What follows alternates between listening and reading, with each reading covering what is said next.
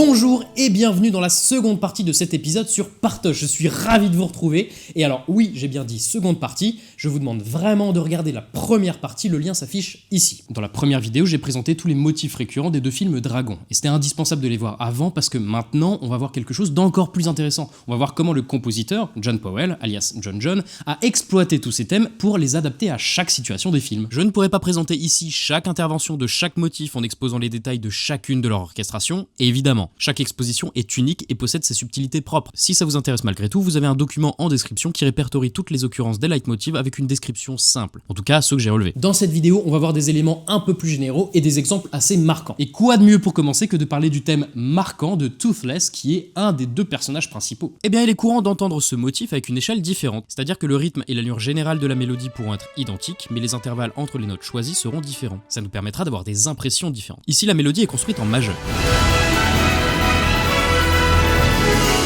Là, c'est très héroïque et brillant. Bien sûr, c'est aussi dû à l'orchestration. Le deuxième exemple est aussi en majeur, pourtant la mélodie est différente.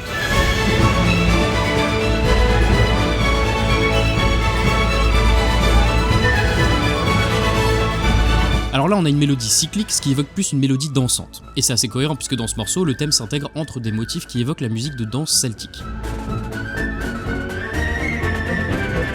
Mais ça marche aussi pour la version mineure. Ici, la mélodie commence sur la médiante, c'est-à-dire la troisième note de la gamme.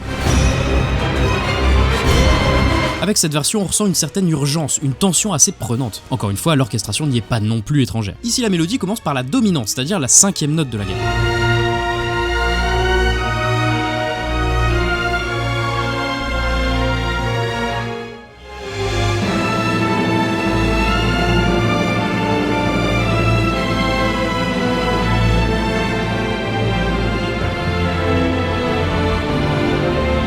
Dernier exemple où l'échelle entre les notes est encore différente.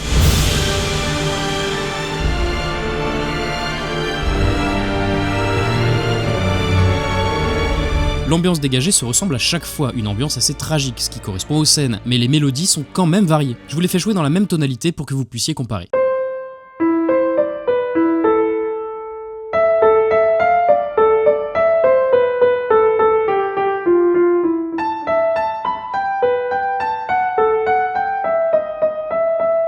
Mais Toothless, avant qu'on apprenne vraiment à le connaître, c'est surtout le dragon que personne n'a jamais vu. Il est plus que mystérieux, atypique et vraiment effrayant. Et son thème a une version parfaite pour exprimer ça. John utilise souvent un mode phrygien avec une seconde augmentée entre le deuxième et le troisième degré. Wow. J'explique. Le mode phrygien, c'est une échelle différente de l'échelle majeure ou mineure. Il se compose de 16 intervalles. On peut modifier un peu cette échelle de notes pour avoir un intervalle de seconde augmenté entre notre deuxième et notre troisième note. Ça donnera ça.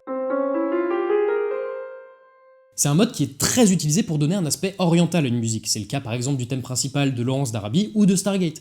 Eh bien on l'a aussi dans Dragon. Cette échelle de notes un peu exotique apporte avec elle le côté inquiétant et menaçant rattaché à Toothless. Remarquez ici l'orchestration.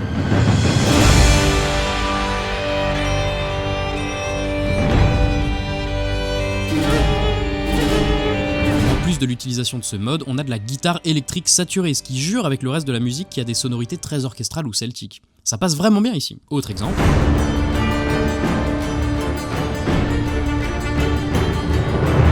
Ici aussi, on est sur le même mode, mais en plus on entend un instrument de la famille des sitars, pas l'instrument indien, mais la grande famille qui rassemble les dulcimères ou les cymbalums. Ici, ça a l'air d'être du cymbalum. Ça accentue le côté exotique et donc mystérieux, évidemment. Mais surtout, l'attaque et le timbre tranchant de l'instrument rendent encore plus menaçant le personnage. Le cymbalum sera d'ailleurs utilisé à plusieurs autres moments, comme ici.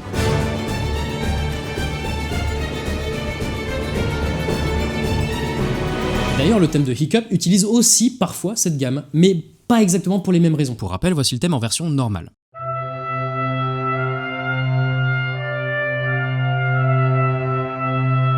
Eh bien, assez souvent, on a une version écrite dans ce mode particulier. Mais ici, c'est plus mystérieux. Ça reflète plutôt l'inquiétude de Hiccup face à telle ou telle situation.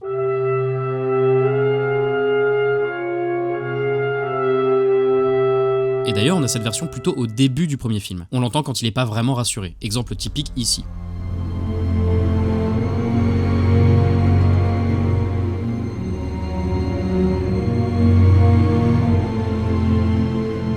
Ou ici quand il cherche des infos sur le Night Fury.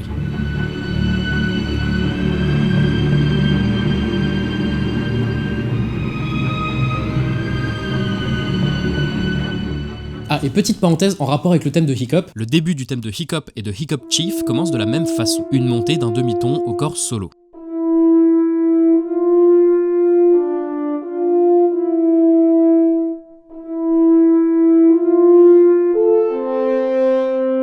Allez, on continue sur les variations dans les motifs. Parfois on a simplement une mélodie assez différente du motif de base, mais qui est sans aucun doute une variation du même thème.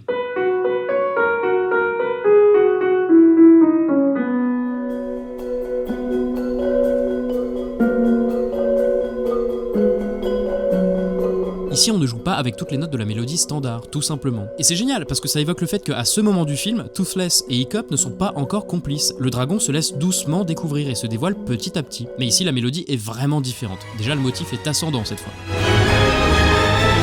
Ou alors ici.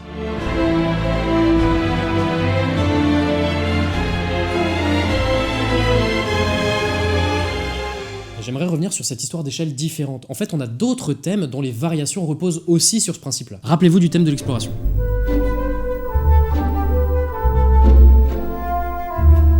Ici, la première note de la mélodie est le 3e degré, la 3e note de la gamme. Mais dans cette autre version, la première note jouée est la 5e note, la dominante.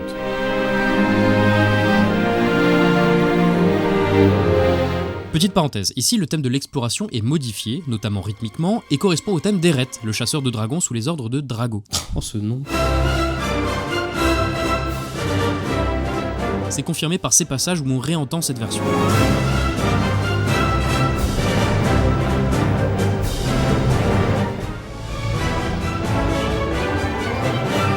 Hypothèse. Ce thème de l'exploration est attaché à une notion assez large au final. C'est l'envie de Hiccup de découvrir le monde, de s'émanciper de son devoir de chef, mais il est aussi rattaché à certains éléments découverts lorsqu'il s'aventure loin du village, comme sa mère, ou justement le personnage d'Eret. D'ailleurs, c'est en tombant sur Eret lors de ses escapades que l'histoire va vraiment se lancer. Petit souvenir du collège, c'est l'élément déclencheur. Donc pas idiot de se baser sur le thème de l'exploration pour construire le thème d'Eret.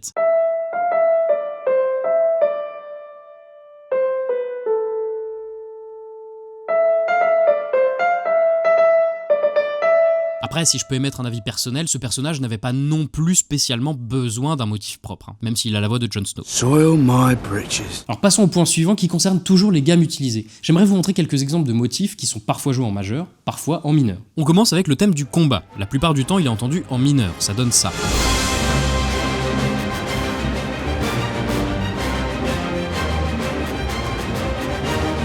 Alors je rappelle que le but des variations des thèmes est d'instaurer des ambiances différentes pour chaque scène. Et bien si on reste en mode mineur mais qu'on change l'orchestration, on peut déjà créer des ambiances bien nettes. Ici le rendu est parodique, il reflète l'envie et l'incapacité de Hiccup à se battre contre les dragons. Bon ok, ils ont pas laissé ce bout-là dans le film.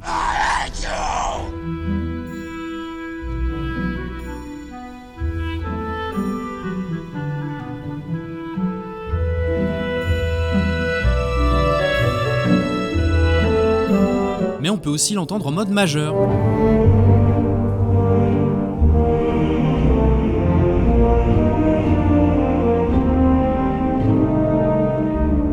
Et là on reste plus ou moins sur la même idée. Ensuite on a aussi le thème des alphas dans Dragon 2. La majeure partie du temps, il est en majeur. C'était pas une blague ?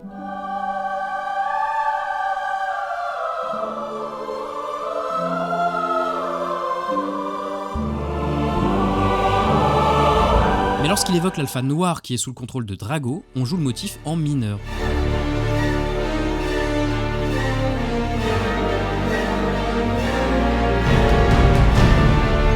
Sympa hein ? Mais j'ai encore mieux. Vous vous souvenez du thème Evil Dragons et Good Dragons ? Petite écoute comparative.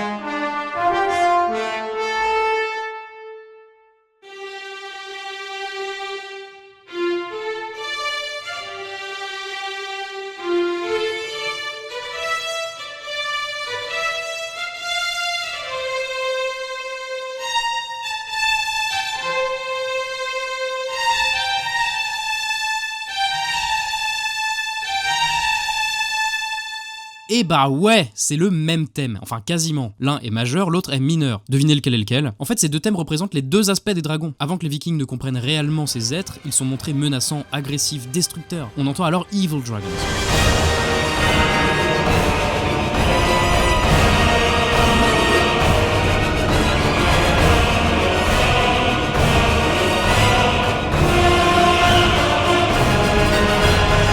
Mais lorsque les villageois et les dragons deviennent alliés et combattent ensemble, c'est Good Dragons qu'on entend.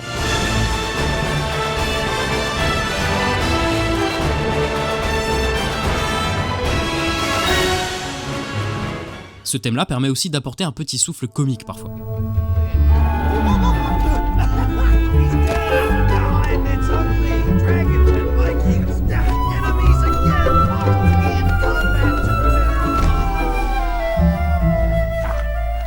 Et j'ai relevé une dernière chose intéressante concernant ce motif. À un moment, dans le second film, Good Dragons est présenté, mais il est joué dans une gamme mineure. Et non, ce n'est pourtant pas Evil Dragons. Le rendu est beaucoup plus triste puisqu'on arrive au moment où Stormfly, le dragon d'Astrid, protège Eret puis se fait paralyser par les hommes de Drago.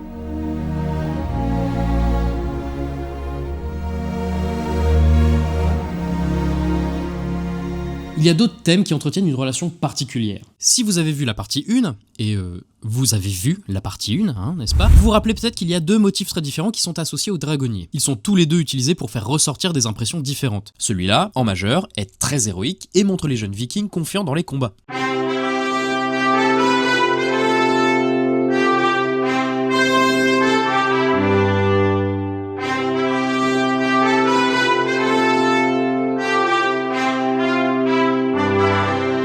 Et le second est beaucoup plus sérieux, il apporte une tension bien plus importante dans les scènes d'action.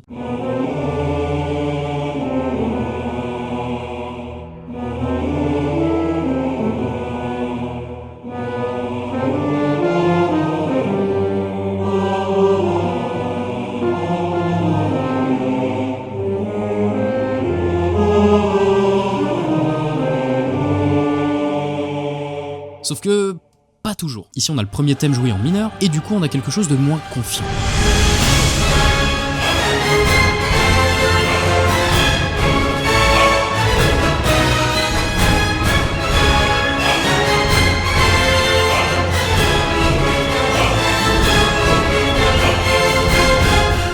Et là par contre on a le second thème, mais joué en majeur.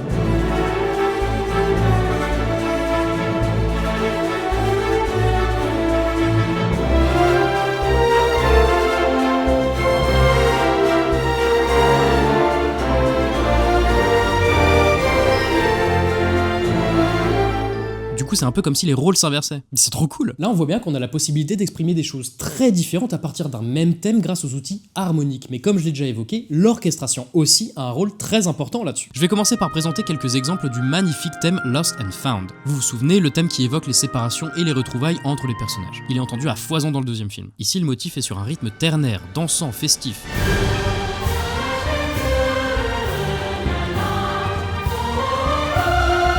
C'est dans cette scène que Hiccup et sa mère commencent à devenir complices en participant au repas des dragons. C'est plutôt joyeux. Pas trop mal comme activité mère-fils, hein, j'avoue. Ici, la mélodie est discrète, jouée par un corps solo doux sur un fond de staccato aux cordes, ce qui apporte une incertitude sur l'issue de ce qu'on voit. Hiccup essaye de sortir Toothless de l'influence de l'alpha.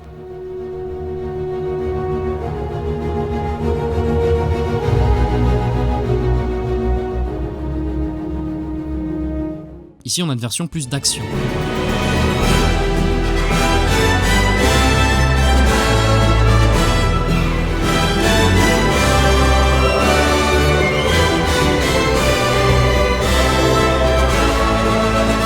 Et là, la mélodie est très épurée et presque inexistante.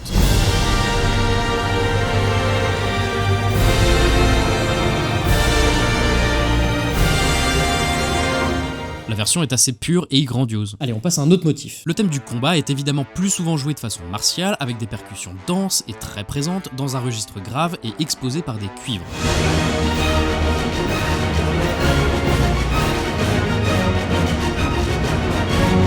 Mais on peut avoir des choses différentes. Ici, les percussions sont tout de même assez présentes, mais la mélodie est jouée au violon dans un registre assez bas. On est sur quelque chose de moins agressif. Et c'est ce qu'il fallait parce qu'à ce moment, les combattants essayent d'être discrets et n'attaquent pas directement.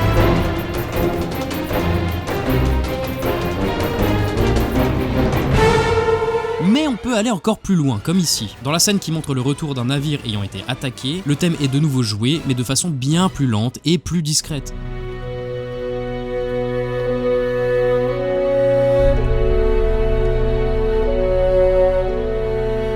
La mélodie est au basson, ce qui lui donne un côté assez plaintif. Il évoque la défaite qui fait suite au combat. Mais on a des trucs trop cool pour d'autres thèmes aussi. Tenez, le thème Evil Dragons encore.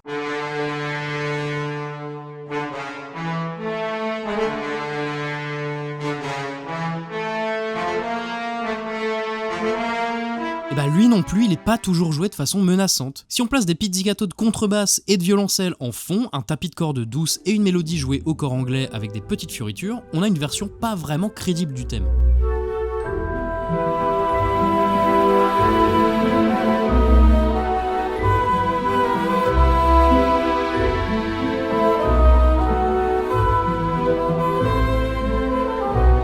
Mais on a aussi le thème Viking Bravery, qui, je le rappelle, semble plus attaché au personnage de Stoïque dans le deuxième film, et qui peut être varié pour donner des impressions différentes. Il est souvent joué de façon martiale, lui aussi, dans ce genre-là.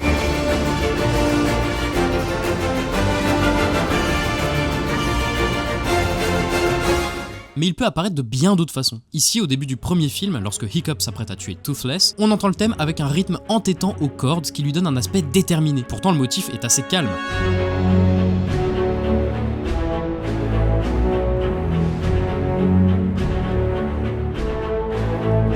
Hiccup cherche à s'intégrer, à devenir lui aussi un vrai viking. Autre exemple de thème, celui de la mère de Hiccup, Valka. Son exposition la plus claire est sans doute celle-ci. Ou celle-là.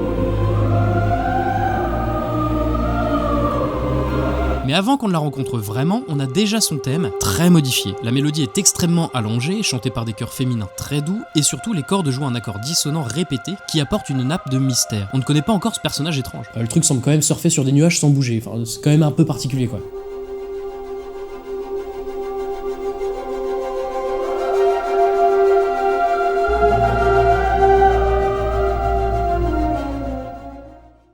Enfin bref, là on pourrait vraiment aller beaucoup plus loin parce que chaque thème est à chaque fois exposé de différentes façons. Alors bon, je vous propose plutôt de voir un truc encore plus cool. John, il a tellement de thèmes que parfois il expose sur un même moment 2 thèmes en même temps pour caser 2 idées sur un même passage. Tiens, là par exemple, le thème du combat superposé au thème de Toothless.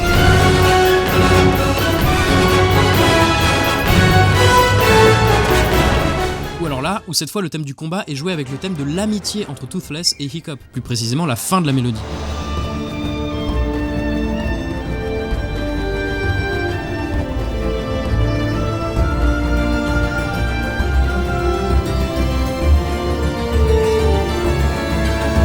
On remarque d'ailleurs qu'il y a un cymbalum, et je rappelle que cet instrument est toujours associé à Toothless dans cette saga. Je laisse un peu la musique parce que le passage qui suit est un de mes préférés de toute la BO, un de mes nombreux passages préférés, parmi 1000.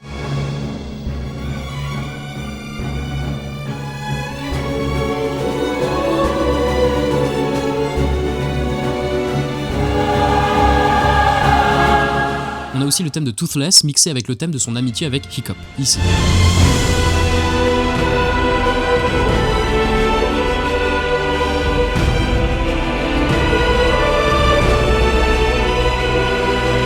Et les 2 thèmes qui sont le plus souvent joués ensemble sont évidemment les thèmes des 2 personnages principaux, Hiccup et Toothless. Ça représente bien évidemment leur complicité parce qu'ils forment une paire soudée. 3 petits exemples sans commentaire.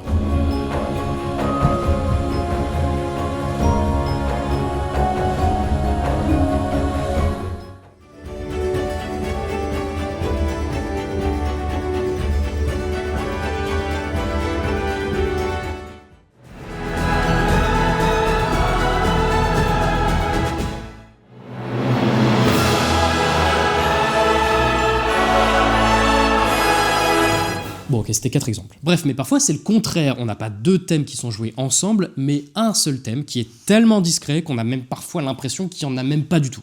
Et pourtant, si. On a parlé de ce passage plus haut, mais j'y reviens. Le thème de Valka est un peu plus difficilement reconnaissable ici. La mélodie est hyper étirée et l'harmonie est différente des versions plus standards du thème. Écoutez.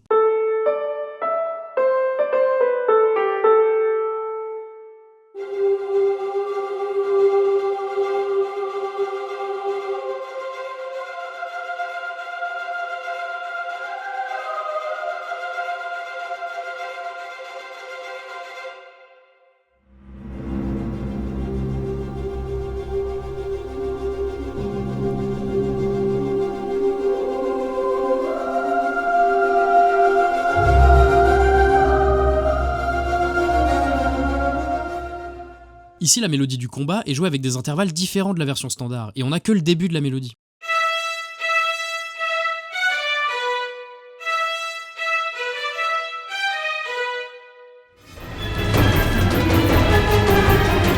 Toujours sur le thème du combat, là c'est un peu plus dur à entendre parce que l'oreille va surtout s'attacher au motif joué à la trompette. Mais si on fait abstraction de la trompette pour écouter le corps, choix très difficile, on entend le début de la mélodie.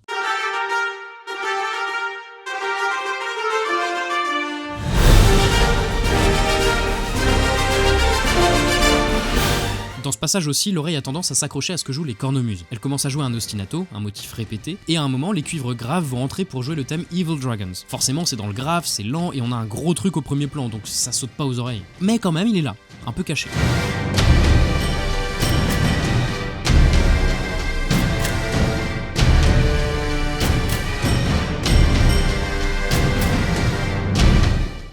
Alors ici, on a un tout petit bout du thème de Drago.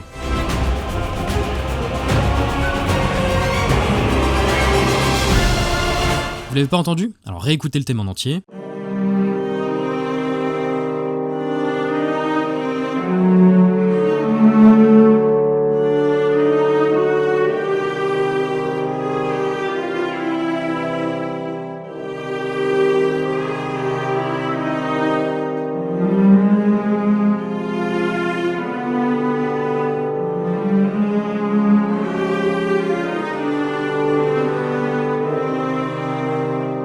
Et on remet le passage du film, écoutez le corps.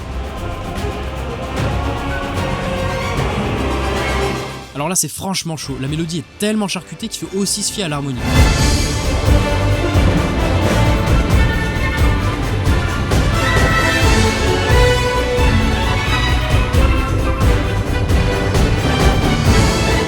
Je vous fais réécouter le thème original.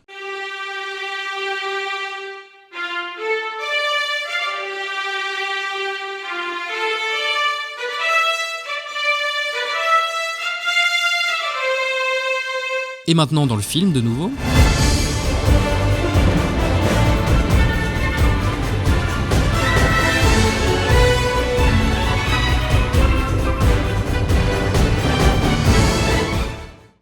Plein de surprises dans cette bande originale, mais pourtant on n'a pas encore tout vu. Je voulais finir sur mon thème préféré, le thème de la relation entre Toothless et Hiccup. Lui aussi a quelques moments très intéressants à lui. On va commencer par se remettre la version la plus courante en tête. Ça va vous filer 2-3 frissons en bonus, c'est ça de gagner.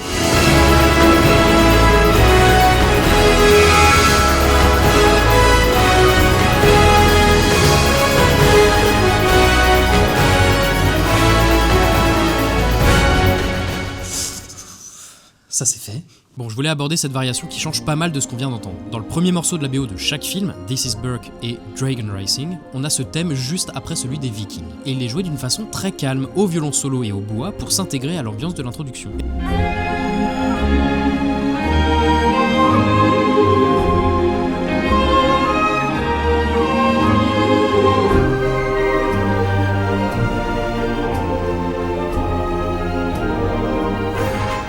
Et d'ailleurs, on pourrait se demander ce que foutent tous ces thèmes dans ces deux morceaux. Je vois ça comme un excellent moyen d'introduire le matériel musical avec lequel on va s'amuser durant les films, pour commencer à les intégrer dans l'esprit du public. Bref, on a une version assez différente dans Ready the Ships. L'harmonie change sur le début, et l'impression dégagée accompagne parfaitement bien la scène. Toothless a été capturé par les Vikings qui vont servir de lui pour trouver le nid des dragons. C'est plutôt pas top. Hiccup perd presque son ami.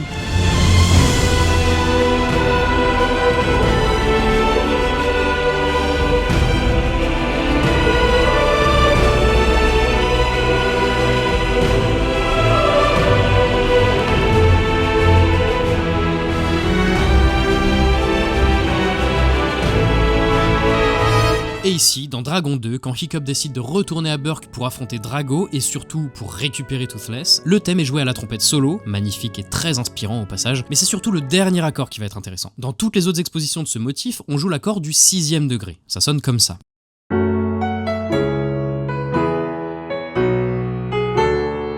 Mais ici, on a un accord d'emprunt à une autre tonalité qui ne contient qu'une seule note de notre tonalité à nous, et c'est celle jouée par la mélodie. Ça sonne comme ça.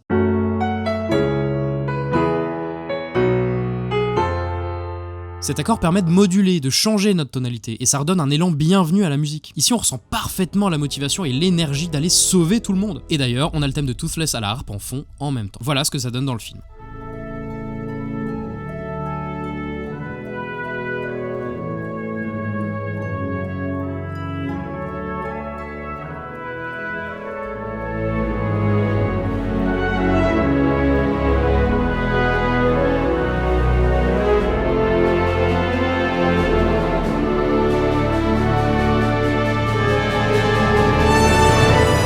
c'est quasiment fini, mais avant de vous quitter, j'ai une dernière petite surprise. Vous le savez, le secret d'une partoche réussie, c'est d'évoquer les inspirations du compositeur à John Williams. Et là, je vous ai trouvé un bon petit extrait parfait pour ça.